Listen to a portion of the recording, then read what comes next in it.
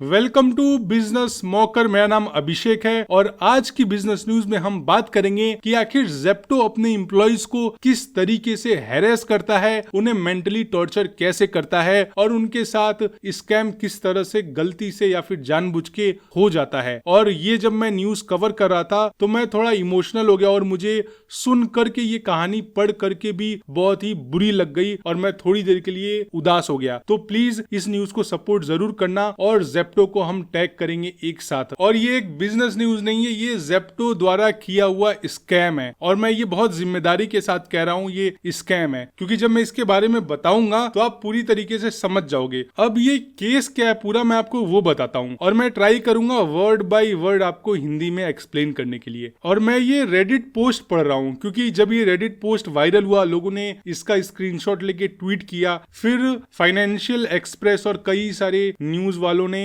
Reach out किया Zepto को और अभी तक जेप्टो का रिस्पॉन्स नहीं आया है। और अगर रिस्पॉन्स आता है तो फिर मैं अगले बिजनेस न्यूज में भी इसको कवर करूंगा। आपको सिर्फ हमें सब्सक्राइब करना है और बेल आइकन पे हिट करना है। तो बात ऐसी है कि मैं पूरा रीड कर रहा हूँ, ठीक है। थोड़ा सा मेरा यहाँ पे फ्लुएंसी ऊपर नीचे हो सकता है तो आप थोड़ा सा एडजस्ट कर लेना। मैं एक फ्रेशर था जिसने अभी अभी अपना बीटेक कंप्लीट किया था आर्टिफिशियल इंटेलिजेंस में और मैं बहुत ही डेस्परेटली ट्राई कर रहा था कि मुझे मेरा पहला जॉब मिल जाए और इसके लिए मैंने मेहनत भी बहुत की। मैंने 1000 से ज्यादा एप्लीकेशंस भेजे, वो भी बहुत सारे प्लेटफॉर्म पे, लिंक्डइन पे, नौकरी पे, इंटर्नशाला पे। सिर्फ आप नाम लो और आपको पता चल जाएगा, मैंने कोई प्लेटफॉर्म छोड़ा ही नहीं। फिर पूरा मंथ बीत गया, पूरे 1 महीने के बाद मुझे कुछ भी नहीं मिला, कोई जॉब नहीं मिली और कोई भी आशा नहीं मिली मुझे। लेकिन उसके बाद एक दिन मुझे कॉल आया एचआर कंसल्टेंसी से और उन्होंने बोला कि आपके लिए एक डेटा एनालिस्ट की पोजीशन है जेप्टो पे। उन्होंने जॉब डिस्क्रिप्शन में जो रोल डाला था वो था MIS एग्जीक्यूटिव और रिस्पॉन्सिबिलिटीज में वो देख रहे थे कि कोई ऐसा बंदा मिल जाए उन्हें जिसको एक्सेल आता हो, SQL आता हो, डैशबोर्ड, रिपोर्ट, डेटा वैलिडेशन और ये सारी चीजें आती हो। और ये सारी चीजें मेरे स्किल के साथ अलाइन कर रही थी और फाइनली मुझे कुछ ऐसा मिला जिस चीज की मुझे तलाश थी और ये मेरे स्किल सेट से पूरी तरह से अलाइन था। लेकिन जॉब डिस्क्रिप्शन जो दिया हुआ था वो काफी ज्यादा वियर्ड था क्योंकि जो PDF आया था वो पूरी तरीके से ब्लैंक था, सिर्फ बुलेट पॉइंट्स लिखे हुए थे। न तो कंपनी का नाम था, न तो लोगो, न ही डिपार्टमेंट, न ही रियल कॉन्टेक्स्ट। ये पूरी तरीके से मुझे रेड फ्लैग लग रहा था। लेकिन मैं बुरी तरीके से हताश था, मैं अंदर से टूट गया था और मेरे पास कोई जॉब नहीं थी। तो इसलिए मैं बहुत ज्यादा डेस्परेट था और मैं आगे बढ़ गया और मैंने ये फैसला लिया कि मैं ये जॉब लूंगा। फिर मैंने इंटरव्यू के लिए अप्लाई किया। मैंने एक्सेल, SQL और इन सब चीजों से रिलेटेड इंटरव्यू दिया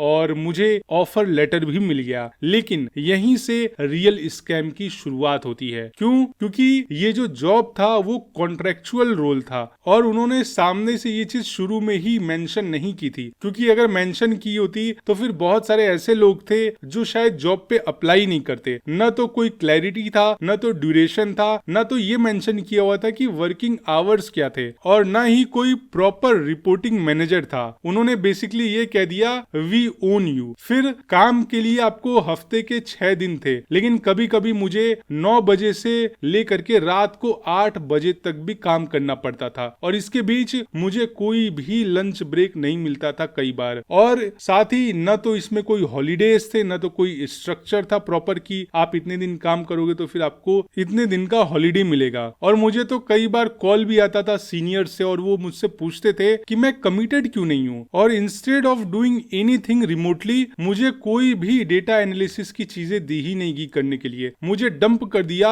लॉजिस्टिक हेल में। अब मैं कोऑर्डिनेट करता था डिलीवरीज से, अपडेट करता था शीट्स को और भी बहुत सारे व्हाट्सएप मैसेजेस को फॉरवर्ड करता था जैसे कि मैं कोई एक बॉट हूँ। तो मुझे ये चीज बिल्कुल पसंद भी नहीं आती थी और मैं जेप्टो में रह करके कुछ भी सीख नहीं रहा था। ये एक तरह का साइकोलॉजिकल ट्रॉमा था मेरे लिए। मेरे मैनेजर्स डायरेक्टली मुझ पे गालियां देने लगते थे, वो प्रोफेशनलिज्म भूल जाते थे। वो लोग इस तरीके से कम्युनिकेट करते थे कि मैं आपको बता भी नहीं सकता। वर्ड्स कुछ ऐसे थे, मैं शॉर्ट में बता रहा हूँ, BC MC LAV dash dash dash, आप समझ जाओ क्या था। और वो कैजुअली मुझे कहीं भी फेंक देते थे। फेंकने का मतलब कि न तो कोई मुझे फीडबैक देना, न तो मुझसे कुछ बात करना, मुझे कचड़े की तरह ट्रीट करते थे। और उन्होंने एक इनर सर्कल भी बनाया हुआ था और उस इनर सर्कल में मुझे आने नहीं देते थे। वो मुझे इस तरह से ट्रीट करते थे जैसे मैं कोई बाहरी इंसान हूं, मैं कोई कंपनी का पर्सन नहीं हूं। और सबसे वर्स्ट थिंग तो ये थी, एक मैनेजर ने लिटरली मुझे हाथ का गेस्चर दिखा दिया कि मैं तुम्हें थप्पड़ मारूंगा या फिर पंच मारूंगा। और ये कोई एक बार नहीं होता था, ऐसा कई बार हुआ है। हालांकि उसने मुझे कभी मारा नहीं, लेकिन इंटिमिडेशन वॉज अ कॉन्स्टेंट, क्योंकि वो मुझे बार बार ऐसी चीजें करता था। और ये मेरे लिए एक बहुत ही बड़ा ट्रॉमा था। मैं बहुत एक तरह से फ्रीज हो जाता था अपने डेस्क पे, डर जाता था, कभी कभी बहुत ज्यादा एंग्शियस भी हो जाता था। मैं लाचार था, बिल्कुल हेल्पलेस था। और ये कोई जॉब नहीं था, बल्कि ये एक साइकोलॉजिकल युद्ध था। और जेप्टो में एक clear deep rooted team politics भी था। जैसा कि मैंने बताया, उनका पहले ही एक इनर सर्कल होता है और उसमें वो लोग किसी को भी जाने नहीं देते। और उस इनर सर्कल में जो ज्यादातर लोग थे वो वहां के लोकल्स थे।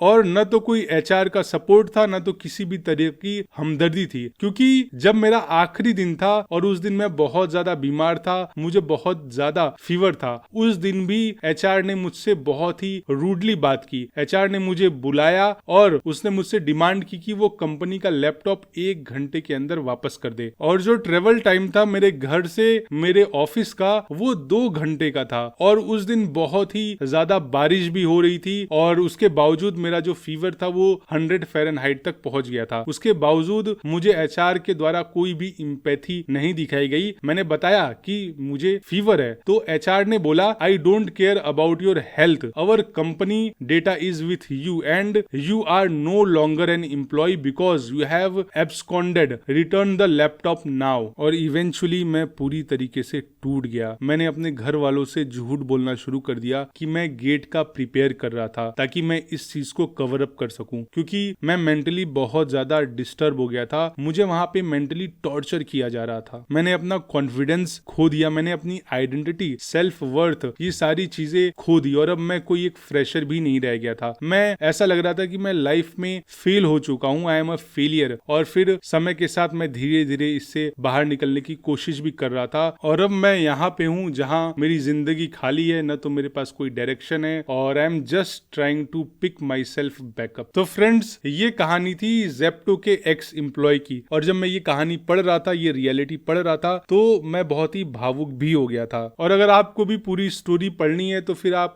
नीचे डिस्क्रिप्शन में मेरे ट्विटर लिंक पे जा सकते हो, आपको वो पूरी की पूरी स्टोरी मिल जाएगी। मैं ट्राई करूंगा कि पूरा लिंक डायरेक्ट दे दूं, या फिर आप मेरे प्रोफाइल पे जाना, आपको रीट्वीट दिख जाएगा, आप वहां से भी पढ़ सकते हो। और अगर आप मेरे प्रोफाइल तक पहुंच जाना तो फिर मुझे फॉलो भी कर लेना। तब तक लेता हूं मैं आपसे अलविदा, bye bye, take care, Vande Mataram. और कल फिर से हम लोग इसी टाइम पे मिलते हैं। तब तक के लिए आप अपना और अपनी फैमिली का ख्याल रखिएगा।